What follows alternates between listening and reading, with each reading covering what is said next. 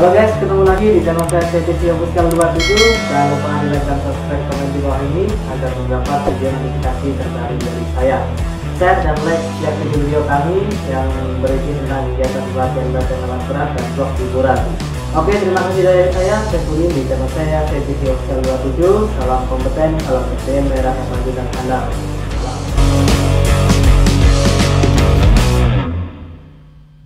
Saya bisa, Anda bisa, kita semua luar biasa. Yes. Oke, mantap. Ya, kasih tepuk tangan. Silakan duduk. Nah, itu ya. Itu adalah apa namanya? Hal sepele, hal kecil, tapi itu adalah motivasi ya. Saya bisa, Anda bisa, kita semua luar biasa. Jadi kita harus memang tiap hari harus luar biasa ya, luar biasa. Bisa belajar kayak gini ya kan, itu yang jadi sangat bagus ya untuk motivasi kita dalam tiap hari kita belajar. Baik, seperti biasa sebelum kita masuk ke dalam materi pembelajaran, lebih baiknya selalu kita awali dengan doa ya, awali dengan doa supaya apa semua pelajaran yang kita pelajari hari ini bisa betul-betul bermanfaat, bisa betul-betul masuk untuk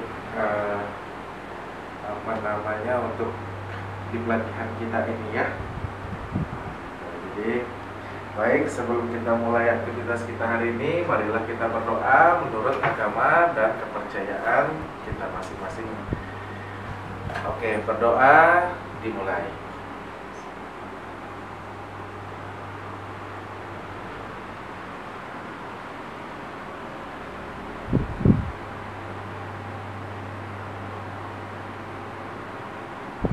Berdoa selesai. Oke, boleh silakan dulu. Kita balik ke dalam materi kita yang kemarin ya. Materi kita kemarin, apa itu simper? Simper itu adalah surat izin perusahaan, di mana bagi kita seluruh karyawan, apalagi yang mengoperasikan alat berat, wajib harus mempunyai simper. ID simper ini ya, nah yaitu simper inilah yang membuktikan bahwa bapak-bapak ini benar-benar ya kan menguasai alat tersebut. Karena simper ini kan bisa kita dapati betul-betul melalui tes ya, tes, kita dapat training, habis training baru dia bisa full permit ya, berarti dia sudah tanpa didampingin pun dia tidak apa-apa mengoperasikan sendiri ya. Itu jadi contohnya seperti ini, ada manajer yang menandatangani dan ada KTT-nya ya, yang menandatangani. Jadi sangat pentinglah simper ini. Setiap saat kita bekerja harus selalu dibawa, tidak boleh sampai ketinggalan apa ya. Karena apabila ada pengecekan dari orang safety ya, dari orang safety atau dari pengawas pun ya bisa jadi masalah ya kalau misalnya kita tidak bawa. Jadi tidak ada alasan untuk bilang wah tertinggal di rumah atau apa ya. Dan ingat, simper ya pasti di bagian belakangnya ada contoh seperti ini, di mana itulah yang alat-alat yang boleh dioperasikan ya, yang boleh dioperasikan. Contohnya seperti saat ini kita belajar di ekskavator PC 200 Komatsu. Nah, jadi yang pasti jelas nanti di belakang simpernya adanya PC 200 Komatsu. Untuk merek lain mungkin tidak ya. Sekalipun itu sama merek, contohnya Komatsu ya, Komatsu sama juga, tapi PC-nya berbeda dari 200, dia PC-nya 400 ya. Itu nggak bisa ya, tidak bisa kita operasikan karena dia bentuknya agak lebih sedikit besar. Padahal sama ekskavator ya, sama ekskavator, cuman hanya perbandingannya itu. Nah, itu jadi tidak bisa tetap ya, tetap harus hanya boleh mengoperasikan yang PC 200. Jadi tidak dibenarkan kita, wah kita sudah punya simper nih PC 200 disuruh bawa 12,5, boleh. Itu sudah di luar jam. sekalipun juga itu merek lain ya yang tipe besarnya sama juga tidak boleh, karena yaitu tadi berbedanya macam unit pasti berbeda cara pengecekannya ya.